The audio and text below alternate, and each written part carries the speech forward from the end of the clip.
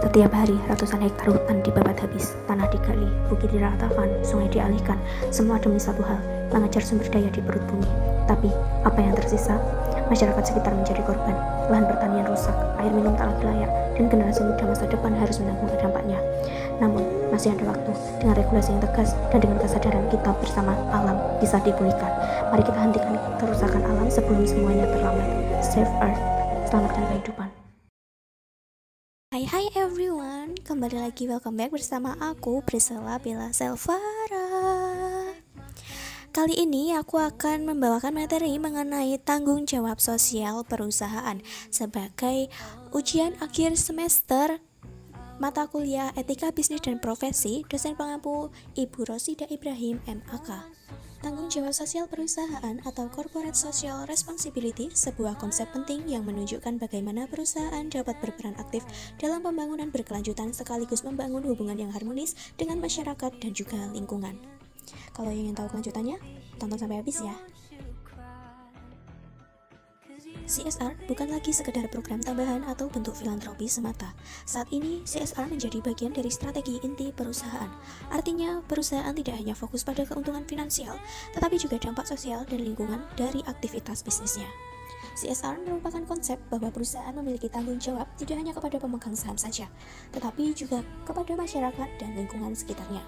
CSR mencerminkan peran aktif perusahaan dalam pembangunan berkelanjutan. What is Corporate Social Responsibility?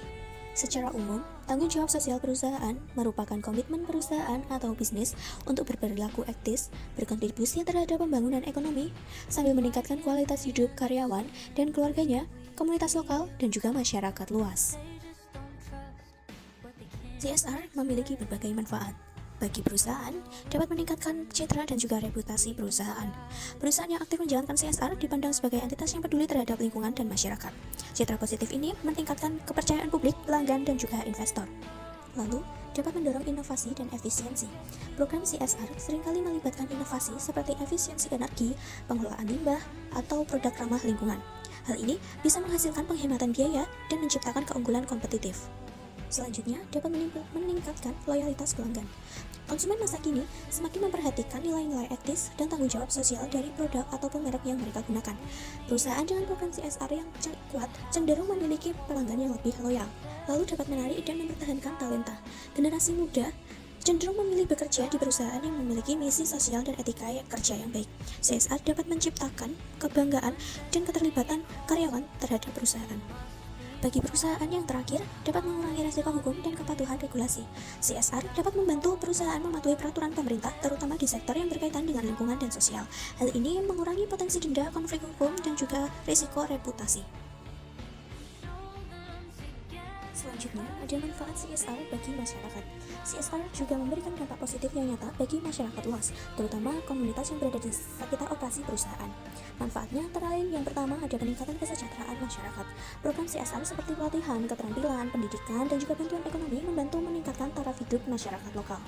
Manfaat yang kedua ada peluang kerja dan pemberdayaan komunitas. CSR dapat menciptakan lapangan kerja melalui kemitraan lokal, UMKM binaan, dan juga proyek-proyek pemberdayaan. Yang ketiga ada pelestarian lingkungan.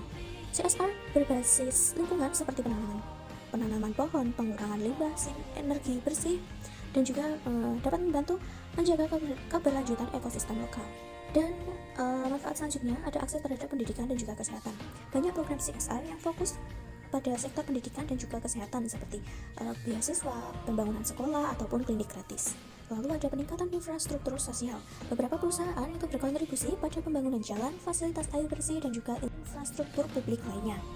CSR dapat membangun kepercayaan antara perusahaan dan juga masyarakat, mengurangi konflik sosial, dan juga menciptakan kolaborasi yang saling menguntungkan. CSR umumnya dibangun di atas 3 pilar utama yang dikenal dengan triple bottom line atau 3P, yakni people, planet, dan profit. People atau fungsi sosial merupakan tanggung jawab sosial terhadap masyarakat dan juga karyawan.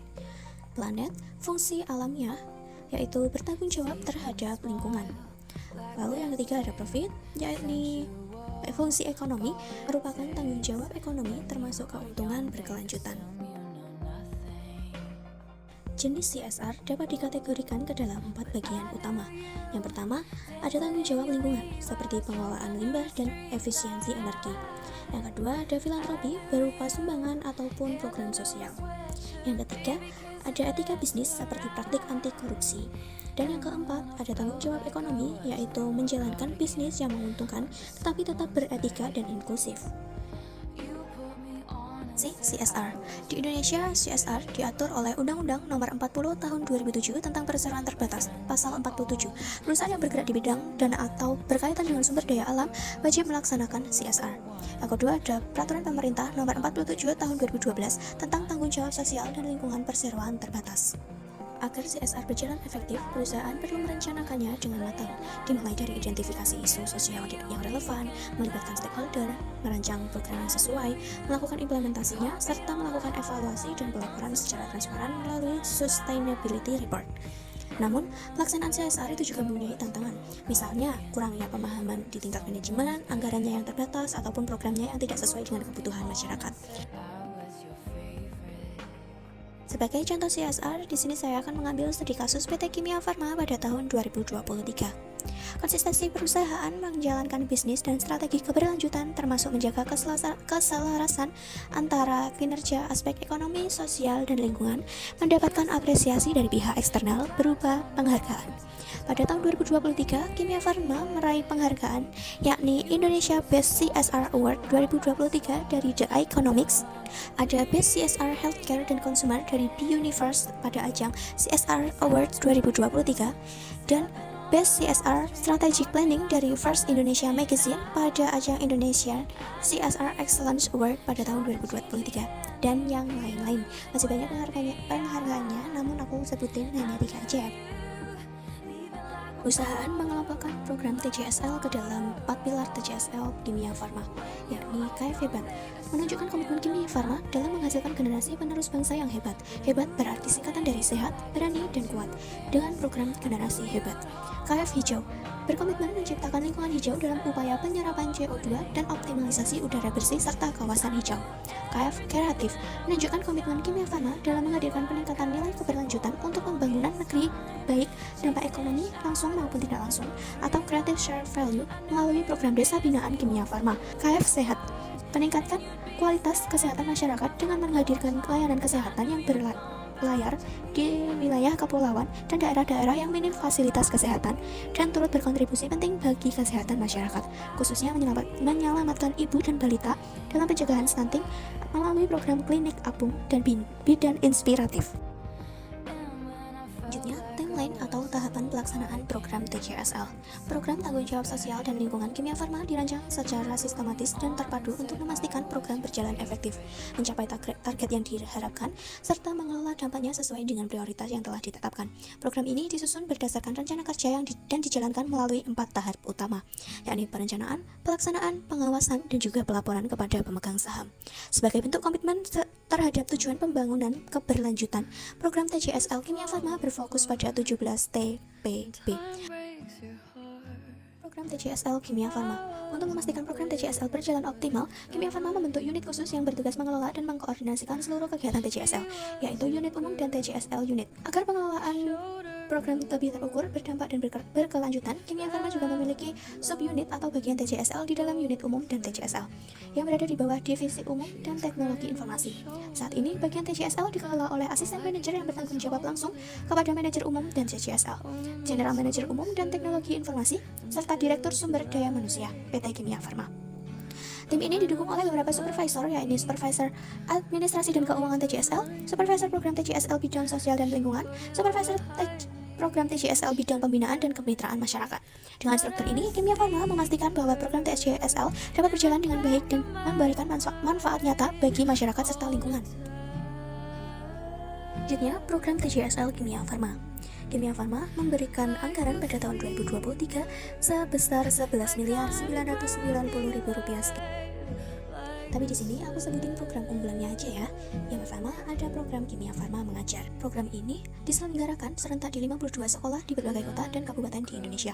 Program ini juga mencakup 32 sekolah dasar dan 20 sekolah menengah pertama. sebagai bagian dari peringatan hari ulang tahun ke-52 PT Kimia Farma. Kegiatan ini mempererat hubungan antara perusahaan dan masyarakat di wilayah kerja Kimia Farma. Sebanyak 3.120 siswa menerima pengajaran dari para relawan dengan berbagai materi seperti motivasi meraih cita-cita, pola hidup bersih dan sehat, kesadaran akan gizi seimbang, bahaya narkoba, dan juga kesehatan kulit remaja.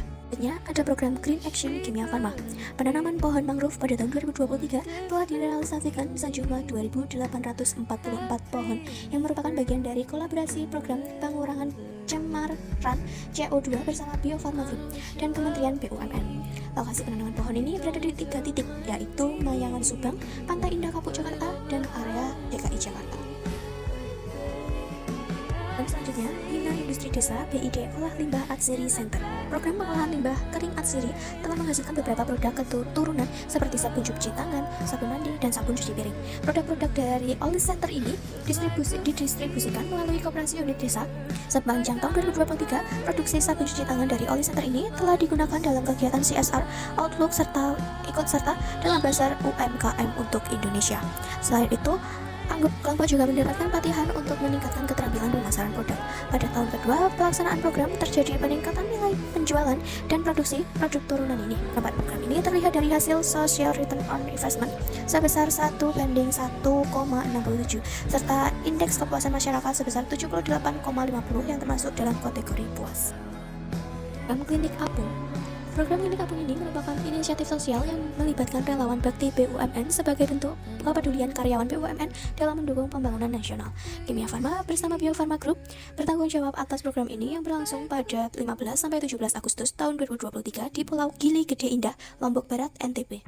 Sebanyak 10 relawan karyawan BUMN termasuk tenaga kesehatan dari Kimia Farma seperti dokter, perawat, bidan, apoteker, dan analis kesehatan turut serta dalam kegiatan ini. Acara puncaknya adalah upacara bendera pada peringatan HUT RI ke-78. Berbagai kegiatan yang dilakukan dalam program ini meliputi aksi layanan sehat, pemberian makanan tambahan, pelatihan UMKM masyarakat, edukasi perilaku hidup bersih dan sehat, dan juga beach clean up. Program ini menunjukkan komitmen Kimia Farma dan Bio Farma Group dalam mendukung kesehatan, pemberdayaan ekonomi, kebersihan lingkungan, serta pendidikan masyarakat di daerah terpencil. Kita simpulkan bahwa CSR adalah investasi jangka panjang, bukan beban. Dengan CSR yang strategis, perusahaan bisa tumbuh berkelanjutan sambil memberikan kontribusi nyata kepada masyarakat dan lingkungan. Ini adalah kunci menuju bisnis yang tidak hanya sukses, tapi juga bermakna. Itu tadi materi CSR yang dapat saya sampaikan. Kalau teman-teman masih bingung atau ada yang ditanyakan, boleh banget tinggalin di kolom komentar ya. Terima kasih sudah nonton sampai akhir. Ketemu lagi sama aku di video selanjutnya ya. Bye bye. Thank you.